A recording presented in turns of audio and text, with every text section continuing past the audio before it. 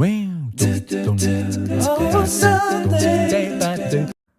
Everyone and welcome to a fresh new video of English literature. तो इस video में हम लोग लव फॉर लव को डिस्कस करने वाले हैं। तो ये एक टाइप की रिस्टोरेशन कॉमेडी है जो कि लिखी गई है विलियम कॉनग्रीव के द्वारा, और इसका जो प्रीमियर था वो 1695 में हुआ था। तो ये जो हमारा एक्ट है इसमें कुछ मेजर सेंट्रल कैरेक्टर्स है जिनके अराउंड पूरी की पूरी स्टोरी रिवॉल्व करती है। तो सबसे पहले हम लोग इन्हें जान लेते हैं एंड इसके बाद हम लोग एक्ट वाइज समरी पे मूव करेंगे। तो टाइटल इसका लव फॉर लव क्यों है ये बताने से पहले मैं आपको कुछ कैरेक्टर्स से इंट्रोड्यूस करना चाहता हूँ। तो सबसे पहला कैरेक्टर और मेन कैरेक्टर जो है हमारा लीडिंग कैरेक्टर वो है वैलेंटाइन। ये एक लड़का है, खर्चीला लड़का है, एंड इसके पिताजी है सर सैमसन। और ये जो वैलेंटाइन है ये एक लड़की से प्यार करता है जिसका कि नेम है एंजेलिका। कुछ और कैरेक्टर्स हैं जैसे कि एंजेलिका के अंकल एंड आंट एंड जिनका नेम है मिस्टर एंड मिसेस फॉसाइट। तो इनके अलावा भी कुछ कैरेक्टर्स हैं बट वो आपको समरी में जैसे जैसे मैं आपको एक्सप्लेन करूँगा वो इंट्रोड्यूस होते जाएंगे। फ़िलहाल जो मेजर कैरेक्टर्स थे वो मैंने आपको बता दिया। तो अब ये जो वैलेंटाइन है इसे एंजेलिका से जो प्यार था वो मिलेगा या नहीं, ये इसका पूरा का पूरा प्लॉट है। एंड इसीलिए इसका शायद नेम भी लव फॉर लव है क्योंकि लास्ट में वैलेंटाइन को एंजेलिका का प्यार मिल ही जाता है। तो समरी पे हम लोग शिफ्ट होते हैं। तो इसमें 5 समरी है। तो सबसे फर्स्ट हम लोग एक्ट 1 की बात करते हैं। तो एक्ट 1 जो है ये जो वैलेंटाइन है इसके घर पे सेट है। तो एक्ट 1 स्टार्ट होता है एंड वैलेंटाइन अपने सर्वेंट जेरेमी एंड अपने फ्रेंड स्कैंडल से बात कर रहा है अपने फाइनेंशियल कंडीशन के बारे में।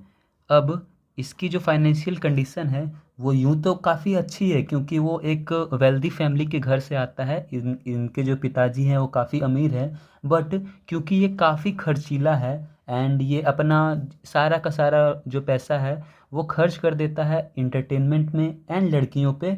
तो इसलिए इसके पास अभी पैसे नहीं हैं एंड इसने बहुत सारा उधार भी लेके रखा हुआ है। तो जो लेनदार हैं वो इसके दरवाजे पे कभी ना कभी होते ही हैं, बट फिर भी वैलेंटाइन इन दोनों को समझाता है कि इसने जो भी पैसा खर्च किया है वो एंजेलिका का प्यार जीतने के लिए खर्च किया है एंड वो बिल्कुल भी खर्चीला नहीं है एंड व्यर्थ का पैसा उसने बिल्कुल भी खर्च नहीं किया है।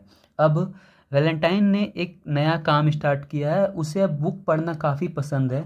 तो अब वो सोचता है कि वो राइटिंग करके ही पैसे कमाएगा। लेकिन इसका जो दोस्त है स्कैंडल ये बोलता है कि इसमें तुम्हारा ज़्यादा फ्यूचर नहीं है एंड इस सिचुएशन में अगर तुम अभी लिखना स्टार्ट करोगे तो तुम्हारी जो फाइनेंशियल कंडीशन है वो और बिगड़ जाएगी। तो ये जो जेरेमी है ये भी इससे एग्री करता है।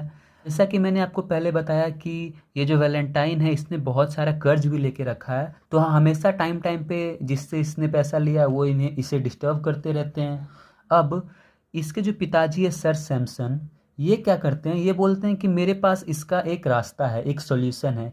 वो क्या है, सर सैमसन बोलते हैं कि मेरे पास इसका एक रास्ता है, मैं तुम्हारा सारा कर्ज चुकता कर दूंगा, बट इसके लिए तुम्हें एक पेपर पे साइन करना होगा जिसमें कि तुम्हें अपनी पूरी जायदाद बेन के नाम करनी होगी। बेन इसका छोटा भाई है, मतलब कि पूरा का पूरा इनहेरिटेंस जो भी है वैलेंटाइन को वो ट्रांसफ़र करना होगा बेन के पास। अब वैलेंटाइन उस पेपर पे साइन तो नहीं करना चाहता है बट वो फिर भी सोचता है कि यार इतने डिस्टर्बेंस से अच्छा है कि मैं साइन कर ही दूँ। वो अभी सोच ही रहा है फ़िलहाल। अब स्टोरी आगे बढ़ती है एंड ये जो वैलेंटाइन एंड स्कैंडल है इनका एक और फ्रेंड है टैटल। तो ये दोनों मिलकर टैटल का मजाक उड़ा रहे हैं क्योंकि ये जो टैटल है इसका कहना है कि इसका मल्टीपल अफेयर्स है मल्टीपल लड़कियों के साथ एंड ये एक तरह से हम लोग बोल सकते हैं विमेनाइज़र है। ह्यूमनाइज़र मतलब जिसका कि मल्टीपल सेक्सुअल अफेयर होता है। तो ये टाइटल प्रिटेंड करता है कि इसका बहुत सारा रिलेशनशिप है एंड इसलिए ये दोनों वैलेंटाइन एंड स्कैंडल मिलकर इसका मजाक उड़ाते हैं क्योंकि इन दोनों को टाइटल की बात पे रत्ती भर भी भरोसा नहीं होता है। तो एक्ट 2 स्टार्ट होता है एंड मिस्टर फोर्साइट जो है वो एंजेलिका को बाहर जाने से रोक रहे हैं क्योंकि उन्हें एक भ्रम है कि अगर एंजेलिका बाहर जाएगी तो कुछ अपशकुन हो जाएगा। बट एंजेलिका को इस बात से कोई फ़र्क नहीं पड़ता एंड वो फिर भी बाहर चले जाती है। अब मिस्टर फोर्साइट जो है वो वैलेंटाइन के पिताजी सर सैमसन इन दोनों से में बात हो रही है बेन एंड फॉरसाइट की बेटी है मिसेस प्रियू। तो बेन और प्रियू की शादी कराना चाहते हैं ये दोनों मिलके, mister Forsyte and sir Samson, क्योंकि बेन को अभी जल्दी ही जायदाद मिलने वाली है अपने भाई की। एंड फॉरसाइट भी सोचते हैं कि अपने बेटी के लिए इससे अच्छा लड़का नहीं मिलेगा।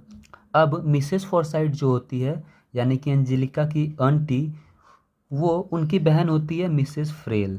वो एंड मिसेस फ्रेल मिलकर इन दोनों का जो बेन का और ये जो प्रियू है मिसेस प्रियू, इनकी शादी नहीं होने देना चाहते हैं, क्योंकि मिसेस फॉरसाइट चाहती है कि ये जो बेन है इसकी शादी हो जाए इसकी बहन से, यानी कि फॉरसाइट की बहन मिसेस फ्रेल से। यहाँ पे एक्ट 2 ख़त्म होता है एंड एक्ट 3 की शुरुआत होती है। तो एक्ट 3 सेट है फॉरसाइट के घर पे ही। तो एक्ट 3 में वैलेंटाइन जो है वो चाहता है कि उसे कुछ एश्योरेंस मिल जाए एंजेलिका से कि अगर वो उससे सच में बहुत प्यार करती है तो वैलेंटाइन 1 मिनट के लिए उस पेपर पे साइन कर भी दे एंड फिर ये दोनों खुशी खुशी अपना जीवन व्यतीत करें। बट उसे कुछ ऐसा एश्योरेंस मिल नहीं पाता है। तो वैलेंटाइन और ये जो इसका फ्रेंड स्कैंडल है प्लान बनाते हैं कि वैलेंटाइन पागल का नाटक करेगा। तो अब स्कैंडल जाके बोलता है सर सैमसन को कि वैलेंटाइन तो पागल हो गया है, तो वो तो अब साइन कर नहीं पाएगा। इस वजह से और डिले हो जाता है ये बॉन्ड का साइनिंग। अब एक्ट 4 स्टार्ट होता है एंड एक्ट 4 वैलेंटाइन के घर पे सेट है। तो एक्ट 4 में एंजेलिका जो है उसे रियलाइज़ होता है कि वैलेंटाइन जो है ये पागल नहीं है, बल्कि ये पागल होने का नाटक कर रहा है। वैलेंटाइन जो है सर सैमसन एंड इसके लॉयर को दोनों को उल्लू बना रहा है। तभी वैलेंटाइन वहाँ पे एंजेलिका को बताता है कि हाँ वो नाटक कर रहा है, क्योंकि अगर वो नाटक नहीं करेगा तो उसे इस पेपर पे साइन करना होगा जिस पे लिखा होगा कि इसे अपनी पूरी की पूरी जायदाद बेन को सौंपनी होगी। एंड क्योंकि उसे लगता है कि एंजेलिका के लिए बस प्यार ही काफ़ी नहीं है, उसे पैसों की भी ज़रूरत है, इसलिए वो इस पेपर पे साइन नहीं करना चाहता है, क्योंकि अगर वो साइन कर देगा तो सारी जायदाद इसके भाई के पास चले जाएगी। यहाँ पे एक्ट 4 ख़त्म होता है एंड एक्ट 5 की शुरुआत होती है। एक्ट 5 जो है ये सेट है फॉरसाइट के घर पे। अब एक्ट 5 में एंजेलिका जो है वो सर सैमसन को ट्रिक करती है, यानी कि फंसाती है, बोलती है कि हम दोनों शादी कर लेते हैं। अब सर सैमसन को लगता है कि क्योंकि अब वैलेंटाइन साइन करने के बाद ये अमीर हो जाएंगे, सारा का सारा प्रॉपर्टी बेन को मिल जाएगा, तो इसलिए हो सकता है कि एंजेलिका पैसों की लालच में सर सैमसन से शादी करना चाहती हो। तो एंजेलिका तो सर सैमसन को उल्लू बना रही होती है, बट सर सैमसन जो है वो सचमुच एंजेलिका से शादी करना चाहते हैं। अब वैलेंटाइन जो है जब उसे पता चलता है कि इसके पिताजी ही शादी करने वाले हैं एंजेलिका से, तो वो कन्फेस कर लेता है कि वो पागल नहीं है, ये बस एक ट्रिक है ताकि उसे साइन करना ना पड़े। एंड ये सब बताने के बाद वो रेडी हो जाता है उस बॉन्ड को साइन करने के लिए। बट तभी एंजेलिका बोलती है सर सैमसन से कि वो तभी उससे शादी करेगी जब उसे ये भरोसा हो जाएगा कि सर सैमसन के पास वाकई में बहुत पैसा है एंड वो उसे बहुत खुश रखेंगे। तो सर सैमसन एंजेलिका को भरोसा दिलाने के लिए वो बॉन्ड पेपर उसे दिखाते हैं जो कि वैलेंटाइन ने साइन कर दिया होता है।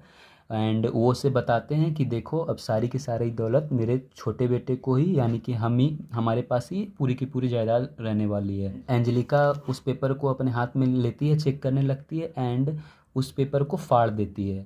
एंजेलिका बोलती है कि उसे तो वैलेंटाइन से हमेशा से ही प्यार था, वो तो बस इसे इन झंझट से बाहर निकालना चाहती थी। तो यहाँ पे एक्ट 5 हमारा ख़त्म हो जाता है एंड लव फॉर लव का एक्ट फिनिश होता है। एंड क्योंकि आखिरी में एंजेलिका एंड वैलेंटाइन को अपना एक दूसरे का प्यार मिल जाता है, इसलिए ही ये जो टाइटल है लव फॉर लव ये बहुत ही अप्रोप्रिएट है। तो ये वीडियो आपको कैसा लगा प्लीज़ कमेंट करके बताएं and thank you so much for watching.